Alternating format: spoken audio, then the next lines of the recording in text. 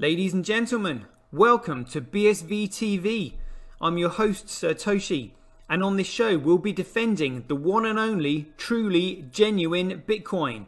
The Bitcoin that Satoshi Nakamoto designed in his white paper as a peer-to-peer electronic cash system for the world. Let's get the disclaimers out of the way. So all the statements that you hear on this show are opinion and must only ever be taken as opinion. They are never to be taken as any form of advice, family, financial, sexual or otherwise. And on that note, let's sit back, relax, have some fun and enjoy the show. Get paid for your content in Bitcoin and set your own fee on Streamanity. Yeah, I'm not surprised. I wasn't asked why I'm convinced. Craig is Satoshi. I posted on Reddit. He signed in my presence using the private key from block number one, the very first mined Bitcoin block, on a computer that I'm convinced had not been tampered with, on software I'm convinced that had not been tampered with, a message of my choosing. At InChain, we've just funded a number of universities doing, so far, a test up to 1 gigabyte because it validates what we've already done independently. We've tested up to 380 gigabyte blocks. We've tested 1 million transactions a second and transaction sizes up to 20 megabytes. Super complex scripts, basically ones that can run operating systems. That's basically all of global commerce times about 50. On top of that, we can have complex scripts. On top of that, we can scale each of those transactions 1,000 times, which effectively means about 1 billion transactions per second, which means we can then have all derivatives, all complex trades. That means high frequency trading. It means everything that happens globally. Is the market that effectively BSV is going for, is that global e-commerce, which is currently valued at $29 trillion? No, that's too small. Buy and sell Bitcoin instantly at bsvgravity.com. And you can now book and pay for your winter holiday at skibsv.com. Good afternoon, everybody. It looks like we are live at 5 once again, rocking and rolling. Thank you for joining me. I can see we've got Timeline Tourist in the house already. Thank you very much for joining me. Lots to get through today, so let's just crack on. This is the crypto forecast, the strength of the system, the health of the network. Transactions, Bitcoin absolutely smashing it with over 60%, leaving less than 40% for these other shitcoins to squabble over. Block size, again, Bitcoin killing it with 50%, leaving the dregs for the other shitcoins to squabble over. Let's play spot the biggest block on Bcash. Bcrash. Let's see what we've got here. So, not very big ones here. So 326. Is there another one bigger than 326? 390. And that is all they've got. Wow. I mean, look, a 390 kilobyte block. Like, jeepers. And cool coin, as ever, don't even need to look at that because we know the block sizes are being purposely restricted. Anyway, so let's see what's been mined on Bitcoin. Hathor still chomping up those blocks with no data in it, keeping those shitcoin enterprises off the chain. Here we've got, so we're already looking at, even within the first 3 blocks, there's a 2.3 megabyte block, a 3.3 megabyte block. Let's see what we've got down here. There's sometimes in double figures, maybe not. No, so it just looks like the biggest block is a 3.3 megabyte block. But that's still 3,325 kilobytes. Comparatively. Good grief. Let's have a look at the rest of these figures then. And here we have Bitcoin. Some more colors in there now. Mempool, Norpool turning up the heat. Getting ahead of Huobi. We've got F2 Pool on there. Poolin is on there. That's not one that we see very often. The other one is btc.com, but that's not on there. Never mind, like they're just gesturing anyway, but F2 Pool has turned up the heat. Suddenly they've got 4.8% of the hash rate on Bitcoin. Interesting. Right, let's have a look at the shitcoin market, see what's going on. It looks like KuCoin has smashed through the $16,000 mark. Again, all these shitcoiners going to be jumping for joy, spunking their pants, you know, shouting the house down. But we know it's absolute bollocks. I mean, we need to talk about this because I know some people are literally sort of like doing nothing. They're just like, why can't people see this? Because people are stupid. Really stupid. Like, some of them can't even spell SegWit. All these BTCers, like, literally are going on about Bitcoin like nothing has happened to it. They have no idea. You cannot change what has already been done. The signatures are broken. It is a centralized project. The chain has not scaled. They're developing this second layer, which is completely centralized and illegal because these Lightning nodes are going to require money service, need to be registered as money service businesses and have money transmitter licenses because it doesn't use blockchain technology. Therefore, the data isn't safe, which means they have to have a license and adhere to regulation to make sure they do keep customers' funds safe. But we know that Blockstream just simply want to destroy it. So this is what they want. They want people piling in. This is what you should expect. But this is mom and pop investors going in. Ordinary everyday people like the neighbours, and they're going, oh, I bought this, isn't this great? This is nothing. Like a market cap of 299 billion is absolute peanuts. It is nothing.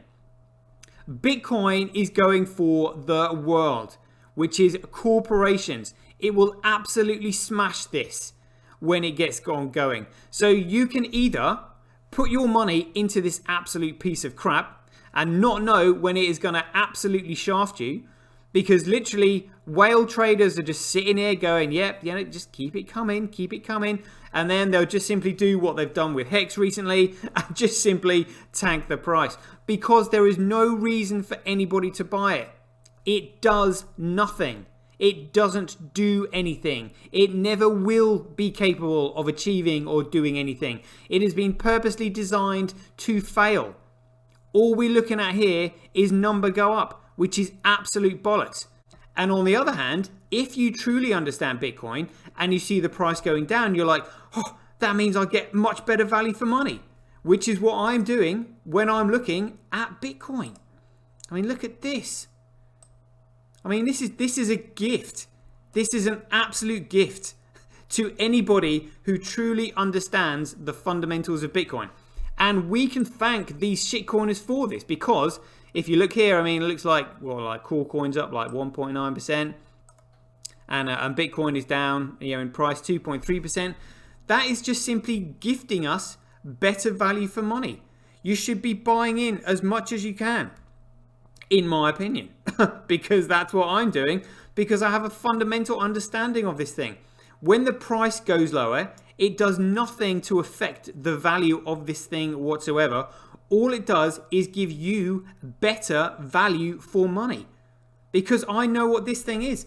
This is why I refuse to trade it or put it on trading platforms or relinquish my Bitcoin to someone else, like, you know, putting it onto an exchange, because I already look at this as being worth over $40 million each. It is not worth risking $40 million to someone else. No, thank you. So it's just like, okay, it's not there yet. Rome wasn't built in a day.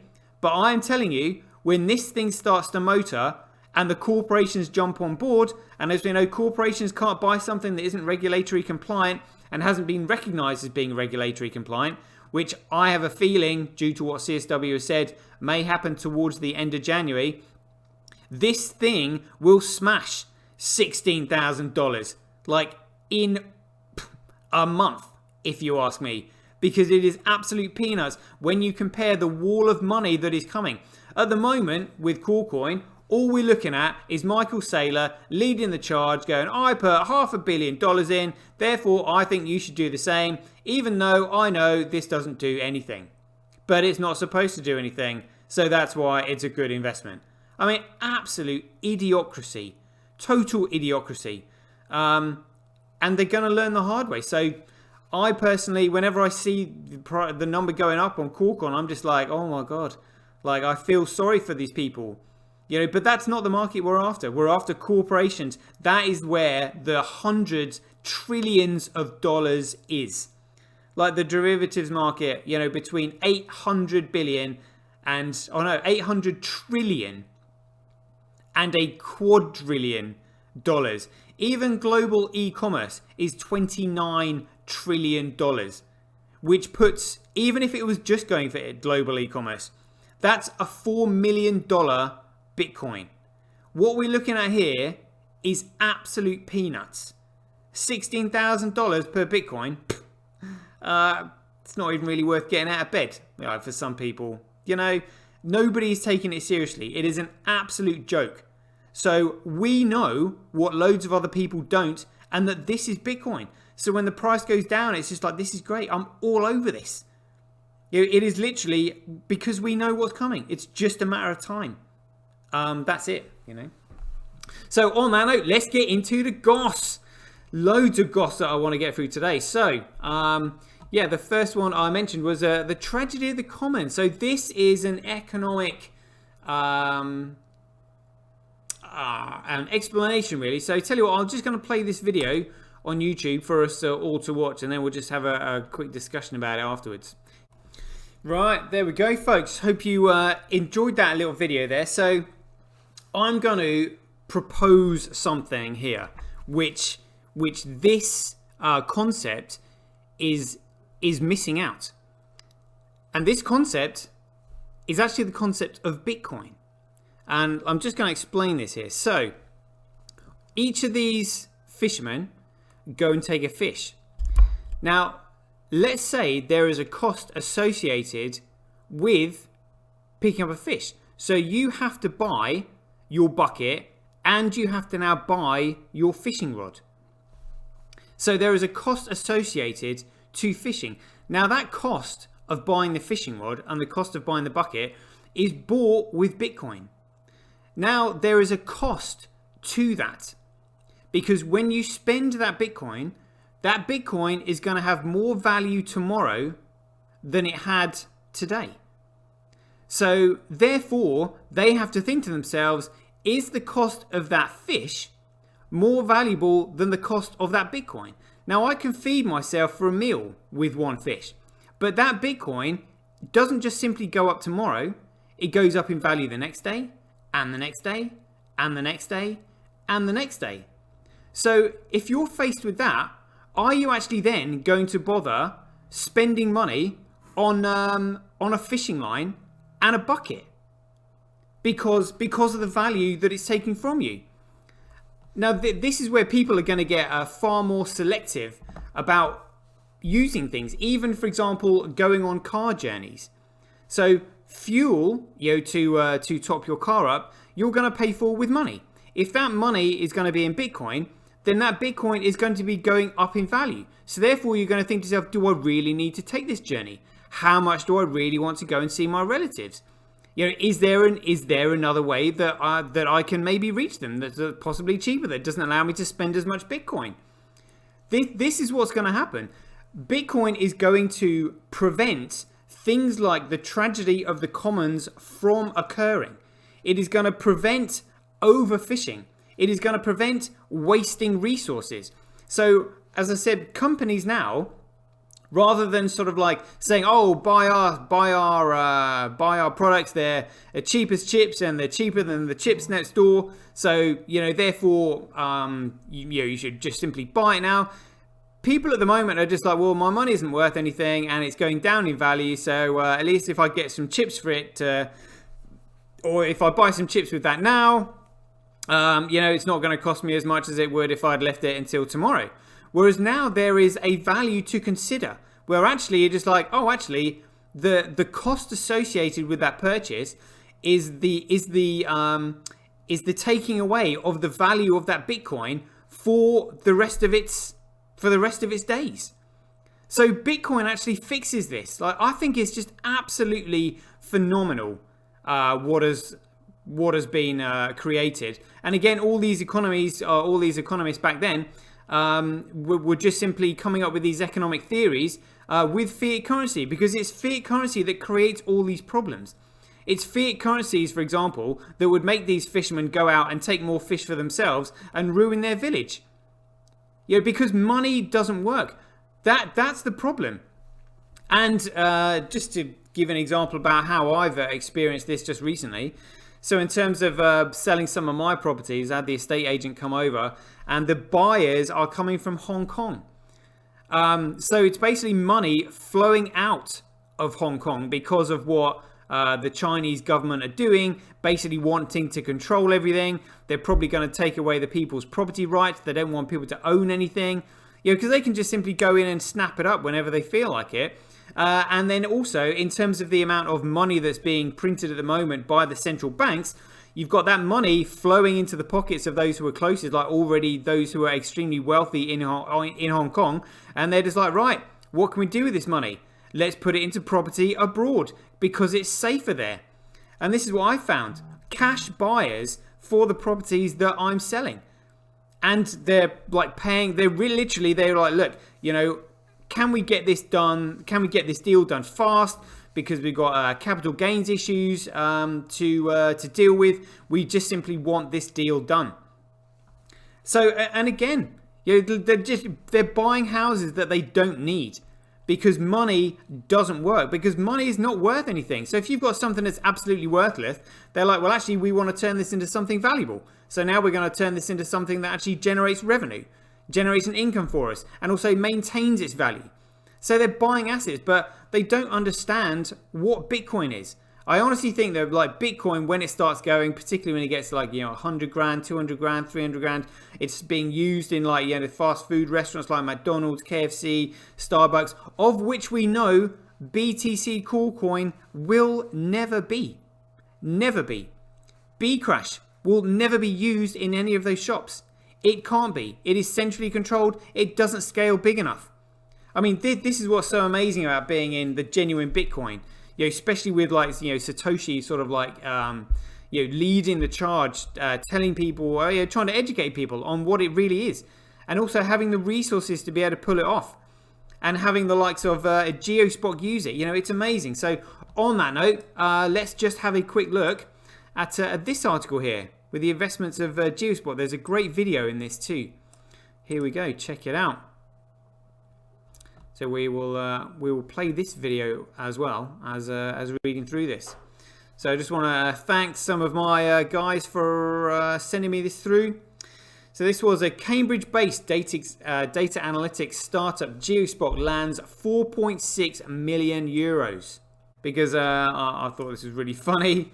So this was regard to Bitfinex, and it said here, crypto capital owner's attorneys no longer want to represent him. So the attorneys representing the accused principal of Shadow Bank Crypto Capital, Reggie Fowler, have filed motions to withdraw his counsel. So they don't even want to represent him. And if you ask me, I would say it's probably because there's so much money on the line and they're in with so many shady characters. They're just like, well, we don't want to represent the person in case we lose because then we might get bumped off. Like literally, I've never ever heard of an attorney saying we don't want to represent somebody, because all they're doing is representing. They just simply get paid. That's what they do. So for them to say, actually, we don't want to represent you, I would say it's something extremely sinister. Extremely sinister. But it just goes to show you what an absolute pile of shit USDT Tether really is. And none of these shitcoiners literally have a clue of what this is. They don't even question it. They just simply sit there thinking, oh, these people know better than us. Who are we to question what they're telling us? Oh yeah, SegWit just segregates the signatures and it leaves more room in the block. What a load of absolute effing crap. But they're not smart enough to figure it out. So don't sweat it. It's huge. It's absolutely massive. Like this, we are literally about to see the mountain of shit that this shit show is made of. Like, I do not want to be anywhere near it. No way, no way. And by when I say nowhere near it, I don't want any of my money on exchanges. Traders can do one. Check this one out. So I just thought this is quite interesting. Huobi says all is fine amidst massive USDT exchange deposits and BTC withdrawals. Is that right? It's quite a long one. I'm not going to go through all of it, but just the title was Hash War History by Kirk Wattock, and in here he says that the pretext. So we'll just go over the pretext. There we go. So I've been sent on the way to you, all the way over in Aussie, and I think that's it. Yeah, nice one, peeps. Right, as ever, be aware, take care, stay safe out there. Joy given, same time tomorrow. Catch you guys later. BuyBSV.live, the best place to buy Bitcoin SV online. Get paid for your content in Bitcoin and watch the full episode on Streamanity for just 20 cents. Go to www.satoshi.tv. See the link in the description below. Bitcoin, one world, one chain. Yeah, one vision.